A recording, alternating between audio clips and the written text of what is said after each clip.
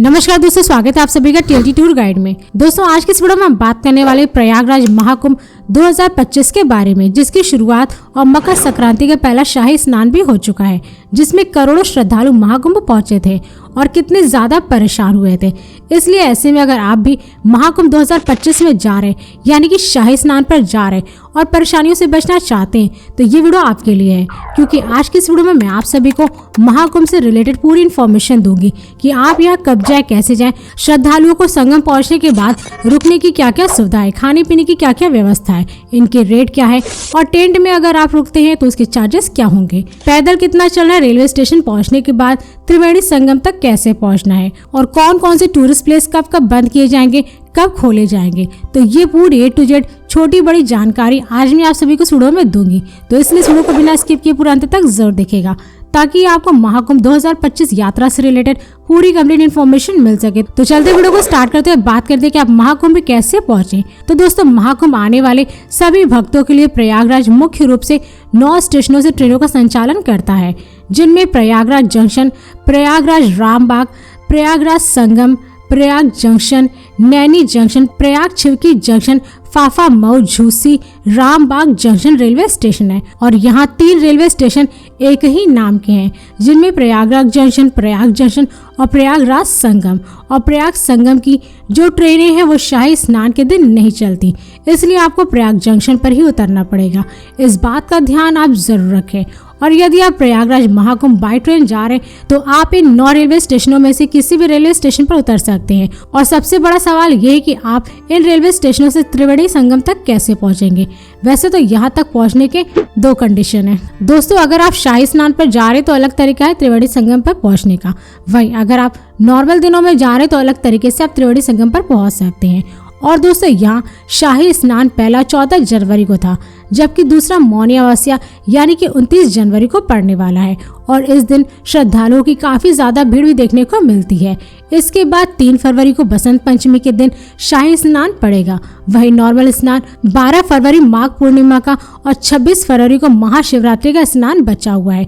तो दोस्तों अब बात करें कि यदि आप शाही स्नान के दिन प्रयागराज जा रहे तो कैसे त्रिवेणी संगम तक पहुंचे। वैसे तो यदि आप किसी भी रेलवे स्टेशन पर उतरेंगे शाही स्नान वाले दिन तो आपको रेलवे स्टेशन से पैदल ही जाना पड़ेगा, क्योंकि इतनी ज्यादा यहाँ शाही स्नान के दिन यानी कि मकर संक्रांति के दिन भीड़ थी कि ना ही यहाँ बस चलाया गया और ना ही टैक्सी ऑटो। इसलिए अगर आप पैदल चलने में सक्षम है तो ही शाही स्नान वाले दिन प्रयागराज जाए, अन्यथा अगर आप चलने में असमर्थ है तो 29 जनवरी और 3 फरवरी को छोड़ करके प्रयागराज संगम डुबकी लगाने के लिए कभी भी किसी भी समय जा सकते हैं, क्योंकि जैसा कि मैंने आपको पहले ही बता दिया कि शाही स्नान वाले दिन काफी ज्यादा भीड़ होती है, जिससे कि आपको टैक्सी ऑटो या ई रिक्शा की सुविधा नहीं मिलेगी और पैदल ही आपको लगभग 10 से 15 किलोमीटर आना जाना पड़ता है। वहीं अगर आप नॉर्मल दिनों में प्रयागराज जा रहे और किसी भी रेलवे स्टेशन पर उतरते हैं तो वहां से आपको ऑटो टैक्सी की सुविधा मिल जाएगी, जिससे कि आप त्रिवेणी संगम तक पहुंच करके काफी आसानी से स्नान कर सकते हैं। लेकिन इसमें भी आपको लगभग 4 किलोमीटर पैदल चलना पड़ेगा आने और जाने के लिए। और दोस्तों एक बात और, यदि आप यहाँ स्नान करने के बाद अपने शहर के लिए रवानगी लेते हैं तो आपको यहाँ अलग अलग गेटों से भेजा जाता है। जैसे कि यदि आपको लखनऊ की तरफ जाना है तो आपको अलग गेट नंबर से भेजा जाएगा, वहीं अगर आप बनारस की तरफ जाना चाहते हैं तो आपको अलग गेट नंबर से भेजा जाता है, जिससे कि यहाँ पर भीड़ एक जगह एकत्रित ना हो। और हाँ दोस्तों, जिन लोगों का रिजर्वेशन ट्रेन टिकट है तो इनके लिए जाने और आने के लिए अलग से गेट बनाया गया है, और जिनका रिजर्वेशन टिकट नहीं है तो वे नॉर्मल आना जाना चाहते तो उनके लिए वहाँ एक अलग जगह बनाई गई है जहाँ पर उनको रोका जाता है। फिर जब ट्रेन आती है तो उनको छोड़ दिया जाता है पूरी सिक्योरिटी के साथ। और दोस्तों यदि आप प्रयागराज त्रिवेणी संगम बाई बस जा रहे तो लगभग सभी बसें केवल फाफा मऊ तक ही आ रही हैं, इसलिए आपको फाफा मऊ से ई रिक्शा लेकर के लगभग 50 रुपए में पहुंच जाना है त्रिवेणी संगम के करीब, जिसमें आपको लगभग 2 से 3 या 4 किलोमीटर पैदल चलना पड़ेगा त्रिवेणी संगम तक पहुंचने के लिए। तो दोस्तों अब बात करें कि यहाँ रुकने के लिए क्या क्या सुविधाएं मिलती हैं। वैसे तो अगर आप महाकुंभ 2025 में आते हैं तो नॉर्मल के दिनों में या फिर शाही स्नान के दिनों में, तो वहां पर पहुंचने के बाद आपको शाही स्नान वाले दिन जितने भी गवर्नमेंट की तरफ से आश्रय केंद्र बनाए गए तो वो सभी आपको लगभग फुल ही देखने को मिलेंगे, क्योंकि शाही स्नान के दिन काफी ज्यादा भीड़ श्रद्धालुओं की होती है, जिससे कि लगभग सभी आश्रय केंद्र फुल हो जाते हैं। इसलिए आप अपना स्टे बनाने के लिए त्रिवेणी संगम से लगभग 3 या 4 किलोमीटर पहले ही अपने रूम की बुकिंग कर ले, तो फिर नेक्स्ट डे आप सुबह सुबह 3 या 4 बजे पैदल ही निकल जाए त्रिवेणी संगम में डुबकी लगाने के लिए। और स्नान करने के बाद अगर आपको यहाँ पर्यटन स्थलों को घूमना है तो आप दिन भर घूमिए और फिर त्रिवेणी संगम से यानी मेला क्षेत्र से बाहर निकल करके स्टेशन की तरफ पहुंच करके अपने शहरों के लिए रवानगी ले सकते हैं। और शाही स्नान के दिन आपको त्रिवेणी संगम से रेलवे स्टेशन तक पैदल ही जाना पड़ता है, इसलिए आप वहां लगभग 1 या 2 घंटे पहले ही निकल जाए रेलवे स्टेशन के लिए। इसके अलावा यहाँ स्टे करने के लिए बहुत सारे टेंट भी बनाए गए हैं जिन्हें आप लगभग 2000 से 3000 रुपए तक में बुक करके स्टे कर सकते हैं। लेकिन कोशिश करें कि यहाँ स्टे करने के लिए आप त्रिवेणी संगम से लगभग 2-3 किलोमीटर पहले ही धर्मशाला, गेस्ट हाउस या फिर प्राइवेट होटल बुक कर ले, जिसका चार्ज लगभग 2000 से 5000 रुपए तक लगता है।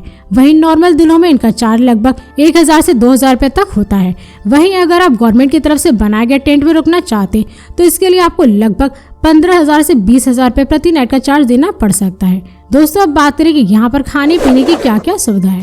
वैसे तो यहाँ पर खाने पीने के लिए मेला क्षेत्र में आपको जगह जगह पर कई सारे भंडारे देखने को मिल जाएंगे, जहाँ पर आप जाकर के भोजन बिल्कुल फ्री में कर सकते हैं और ये भंडारा अखाड़ा क्षेत्र की तरफ चलाया जाता है। इसके अलावा यदि आप भंडारे का भोजन नहीं खाना चाहते तो आपको यहाँ और भी कई सारे खाने पीने के लिए रेस्टोरेंट, स्ट्रीट फूड वाले देखने को मिल जाएंगे, जहाँ पर आप जाकर के लगभग 150 से 200 रुपए में पर प्लेट भोजन कर सकते हैं। इसके अलावा मेला क्षेत्र में गवर्नमेंट की तरफ से भी कई सारी दुकानें बनाई गई हैं, जहाँ पर आप जाकर के भरपेट भोजन कर सकते हैं।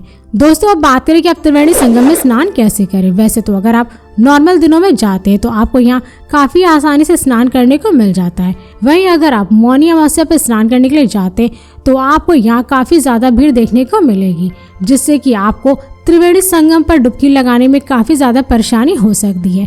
इसलिए अगर आप भीड़ में स्नान नहीं करना चाहते तो आप त्रिवेणी संगम से थोड़ा सा हटकर स्नान करिए, क्योंकि आप त्रिवेणी संगम क्षेत्र में स्नान कर रहे हैं, जिससे कि आपको महाकुंभ का पूरा फल मिलता है। और ये पूरा क्षेत्र ही त्रिवेणी संगम है, जिससे कि आप यहाँ कहीं पर भी स्नान कर सकते हैं। और त्रिवेणी संगम उस स्थान को कहा जाता है जहां गंगा, यमुना और गुप्त सरस्वती का मिलन होता है। दोस्तों अब बात करें कि स्नान करने के बाद आप यहाँ किन किन स्थानों पर घूम सकते हैं। वैसे तो अगर आप शाही स्नान के दिन जा रहे हैं तो यहाँ त्रिवेणी संगम के पास में स्थित लेटे हनुमान जी का मंदिर यहाँ का सबसे बड़ा धार्मिक स्थल है, जिसको शाही स्नान के दिन बंद कर दिया जाता है। लेकिन नॉर्मल दिनों में आप यहाँ पर काफी आसानी से दर्शन कर सकते हैं। इसके अलावा अगर आप चाहे तो शाही स्नान के दिन अक्षय वट में जाकर के दर्शन कर सकते हैं और फिर यहाँ पर दर्शन करने के बाद आप नाग वासुकी मंदिर के भी दर्शन कर सकते हैं। इसके साथ ही साथ यहाँ दर्शन करने के बाद आप चले जाएं अखाड़ा क्षेत्र में, जहाँ पर आप श्री राम मंदिर, वेंकटेश्वर स्वामी मंदिर के दर्शन कर सकते हैं। और दोस्तों यदि आप प्रयागराज यात्रा से रिलेटेड और भी अधिक जानकारी चाहते हैं तो मैंने ऑलरेडी पहले से एक फुल वीडियो प्रयागराज संगम पर बना दिया है, जिसका लिंक आप सभी को मेरे वीडियो के डिस्क्रिप्शन में मिल जाएगा, जिसकी मदद से आप वीडियो को देख करके प्रयागराज यात्रा से रिलेटेड और भी अधिक इन्फॉर्मेशन ले सकते हैं। दोस्तों अब बात करें कि त्रिवेणी संगम की यात्रा करने में आपका कुल कितना खर्चा लग सकता है। वैसे तो अगर आप त्रिवेणी संगम में केवल और केवल डुबकी लगाने जा रहे हैं तो इसके लिए 1 डे ही काफी है, जिसमें आपका कुल खर्चा लगभग 2000 रुपए पर पर्सन तक लग सकता है। लेकिन अगर आप यहाँ पर डुबकी लगाने के साथ साथ कुछ पर्यटन स्थलों को भी घूमना चाहते हैं तो इसके लिए आपको कम से कम 3 डे 2 नाइट का ट्रिप प्लान तो जरूर करना चाहिए, क्योंकि इन 3 दिनों में आप त्रिवेणी संगम में डुबकी लगा करके प्रयागराज के लगभग प्रमुख टूरिस्ट प्लेसेस को काफी आसानी से घूम लेंगे। तो दोस्तों यदि आप प्रयागराज के त्रिवेणी संगम में डुबकी लगाने और टूरिस्ट प्लेसेस को घूमने के लिए 3 डे 2 नाइट का ट्रिप प्लान करते हैं तो इसमें आपका कुल खर्चा लगभग 8000 से 10,000 रुपए पर पर्सन लग सकता है।